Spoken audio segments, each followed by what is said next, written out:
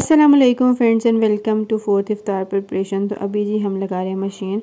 Aunty आई हुई थी तो वो कह थी कि ना मशीन में जो जो कपड़े डालने हैं वो सारे निकाल दो, मैं जो है ना मशीन लगा दूँ। मैंने कहा चलें ठीक है। साथ में उनकी बेटी जो थी वो सफाई कर रही थी, तो फिर मैंने कहा कि ये सोफ़ों के कवर्स हैं तो ये भी जो है ना वो धो लेते हैं लगे हाथ मशीन में, क्योंकि इस दफ़ा सिर्फ चादरें खेस इस टाइप की चीज़ें धोनी थी, कपड़े दूसरे नहीं थे, वो पहले धो लिए थे 1-2 दिन पहले।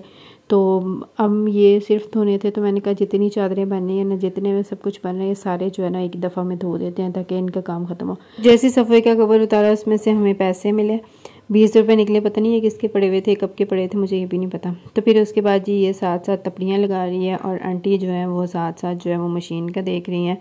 ये दोनों माँ बेटी होती हैं, दोनों आती हैं तो फिर जल्दी जल्दी इनका काम जो है वो निबट जाता है। अब ये जो है इतने सारे कपड़े जो है इन्होंने निकाल लिए हैं, अभी थोड़े से कपड़े और हैं मशीन में, साथ साथ जो है ना वो आंटी अब धोएंगी, क्योंकि सफाई वाला काम जो है वो सारा ख़त्म हो गया। उसने सफाई भी कर ली है, वॉशरूम भी धो दिए हैं और तपड़े भी लगा दिए।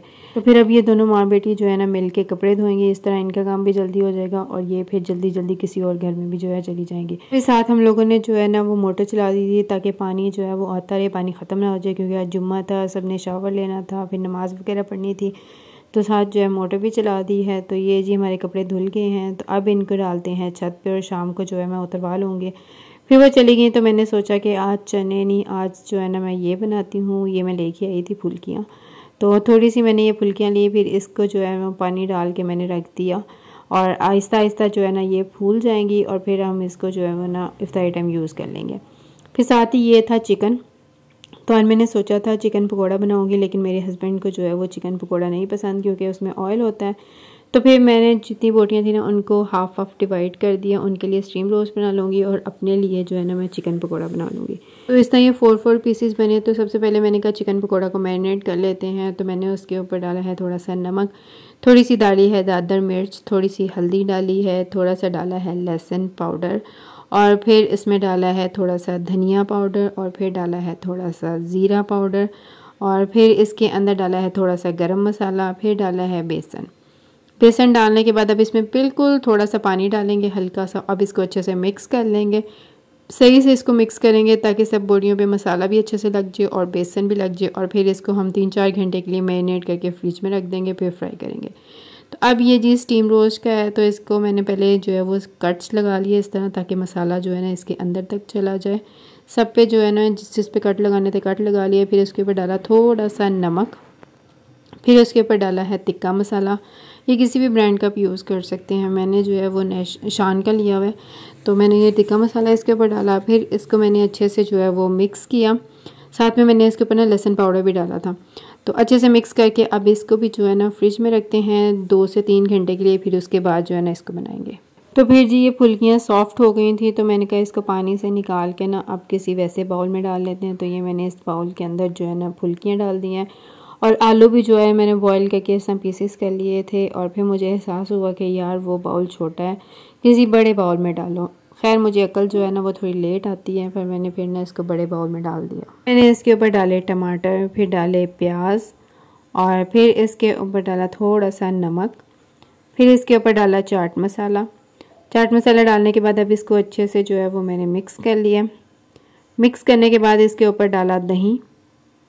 अब दही डालने के बाद इसको अच्छे से मिक्स कर लेते हैं।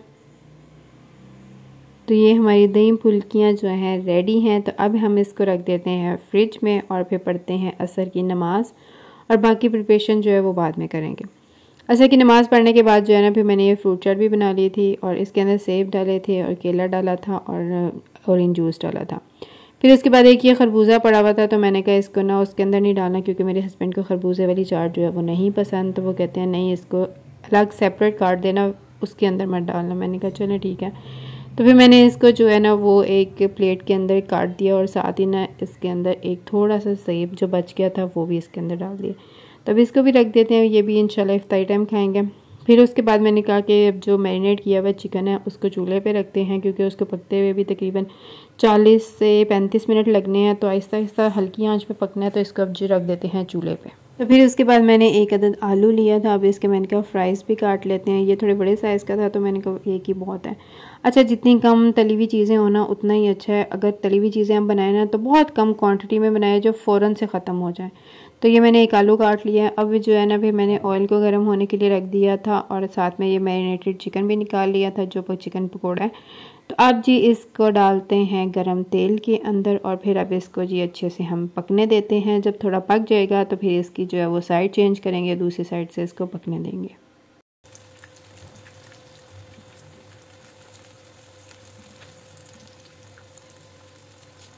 चिकन पकोड़ा में थोड़ा टाइम लगना था तो मैंने जो है वो फ्राइज़ के अंदर थोड़ा नमक डाला, थोड़ी सुरख मिर्चें डाली और वो भी जो है ना मैंने इसी ऑयल के अंदर और इसी के साथ जो है ना वो डाल दिए ताकि दोनों चीज़ें एक साथ ही रेडी हो जाए।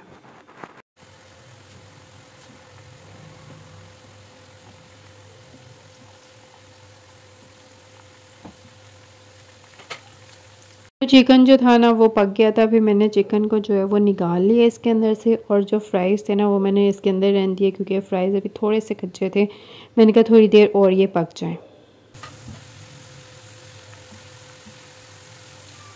तो फिर जब फ्राइज़ पक गए तो फिर अब जी मैं इसको निकालती हूँ। पहले इसको डालते हैं छन्नी में और छन्नी को रख देंगे प्लेट में ताकि इसका सारा ऑयल निकल जाए। उसके बाद जो है ना इसको टिश्यू वाली प्लेट में डाल देंगे ताकि अगर थोड़ा बहुत ऑयल रह गया हो ना तो वो उस टिश्यू के साथ अब्जॉर्ब हो जाए और जो है चिप्स के साथ ऑयल ना रहे। फिर इसी गरम तेल के अंदर जो है ना मैंने 3 रोल डाल दिए ये और अब इसको फ्राई होने देते हैं।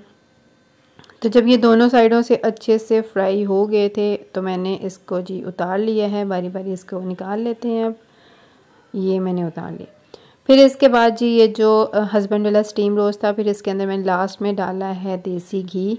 ये गोश्त जो है ना बिल्कुल गल गया हुआ था, अब इसमें देसी घी डाला है और थोड़ी सी इसकी चम्मच हिलाएंगे और ये बिल्कुल रेडी है। तो फिर इसको डालते हैं किसी प्लेट में। देसी घी डालने से ना इसका टेस्ट जो है ना वो बहुत अच्छा होता है और बहुत मज़े का लगता है। तो मैं हर दफ़ा जो है ना इसके अंदर थोड़ा सा घी या बटर डाल देती हूँ। तो अब इफ्तारी का टाइम बिल्कुल नज़दीक आ गया था तो इफ्तारी की ये टेबल मैंने सजा ली है। अल्हम्दुलिल्लाह अल्हम्दुलिल्लाह, अल्लाह पाक का लाख लाख शुक्र है जिसने इतना कुछ खाने को दिया, जितना शुक्र अदा करने का है। तो अब इफ्तारी का टाइम बिल्कुल नज़दीक आ गया था तो अब मांगते हैं दुआ। तो आप लोग अपनी दुआ में मुझे भी याद रखिएगा। तो रोज़ा खुल गया था, फिर हम लोग अब इफ्तारी कर रहे हैं, मैं और मेरे हस्बैंड। मैंने फ्राइड चीज़ों पर अटैक किया और उन्होंने जो है वो स्टीम रोस्ट पे अटैक किया। तो आज का व्लॉग यहीं तक था। वीडियो अच्छी लगे लाइक करिएगा, चैनल को सब्सक्राइब करिएगा। अल्लाह हाफ़िज़।